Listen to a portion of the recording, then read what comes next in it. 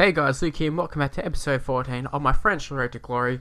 Now, as of recent times, we've been in some pretty shitty form, but we're looking to turn that around. Now, from the previous episode to this episode, in terms of the actual gameplay, there was about a month in between. I took about a month break, had a lot of gameplay pre-recorded, so didn't need to play. Right now, sort of getting back to where we're at, like currently, so present time.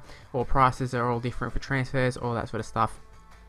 But we're going to be looking to come back strong, and I should be all refreshed and looking to destroy some people. If you haven't realized yet, I was playing with the different, like the screen size, whatever, so it looks a little bit more realistic. I'm not sure if like something's wrong with my screen size, whatever, but yeah, this first game, everything just seemed out of whack, and I don't know if it was because of the screen size. I believe it was, because it felt like I'd turn and the turning wasn't like how I wanted, and it just didn't feel right.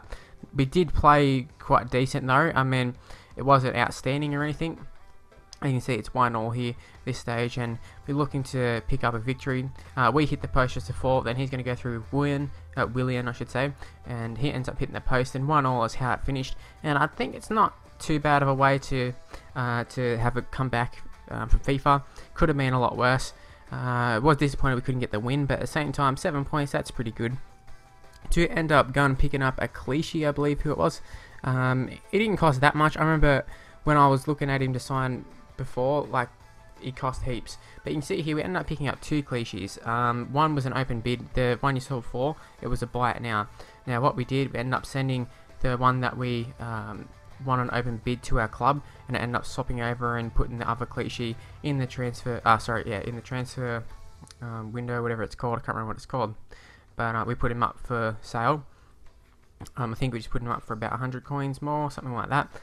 We did have a whole bunch of contract as well, and probably a good thing to see people just playing in the games for about 20 minutes and then quitting, and it doesn't help us from contracts and all that sort of stuff. So I'm not a big fan of people who do that.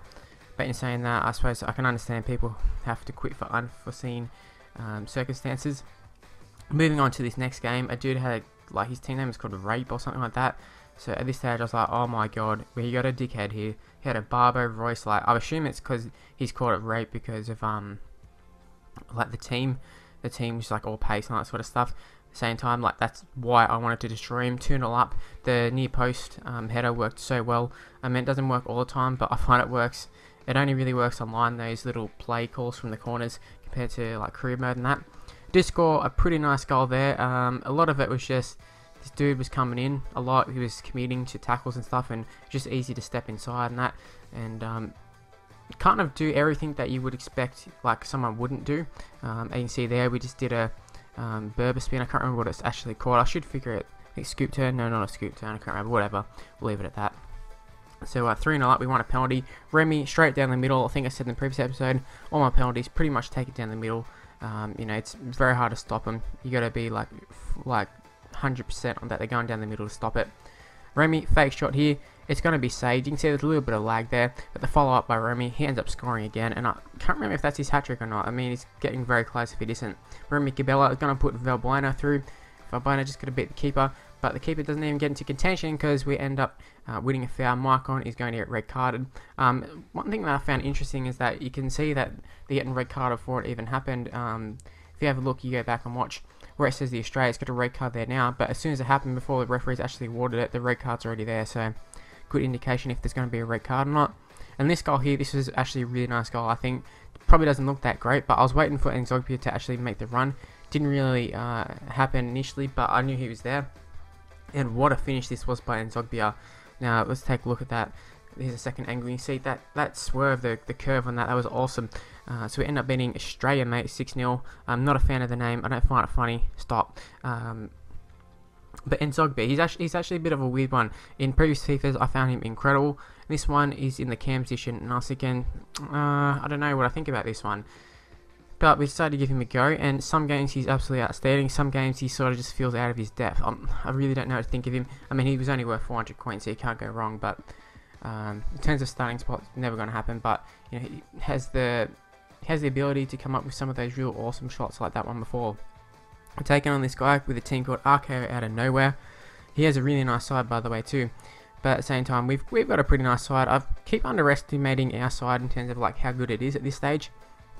And I think I've got to stop doing that. We do have quite a good squad at this stage. Might not be worth like hundreds of thousands of coins, but it's good. A nice little 1-2 here. Finds it back to Lacazette and a nice finish. It's back to 1-1. And we're looking to progress on from here. I didn't really feel this dude was like a real top player or anything. He wasn't the worst, don't get me wrong, but I felt like I should be able to beat this guy. Exogbia ends up scoring again. I was talking about how a little bit hit and miss, but he's been good for these last 2 games. Valbuena just up the wing, going to play a 1-2. We actually don't play the 1-2, it was just there, but we could have played a 1-2, which I think was good. The option was there, and it left a lot of space there. And Exogbia, I think he hit the post, and then it fell back to Valbuena or someone, and a bit unlucky for the dude. But at the same time, we hit the post. You know, it should have been a goal. Well, maybe it shouldn't have been a goal, but it was close enough. And the dude ended up quitting. A 3-1 victory. We'll take that, and that's a few more points, and we're getting closer to Division 1. So thank you for watching, guys. Hopefully you have enjoyed it. Hopefully you can drop a like, subscribe to my channel, and all that sort of jazz, and I'll see you next time, guys. Bye.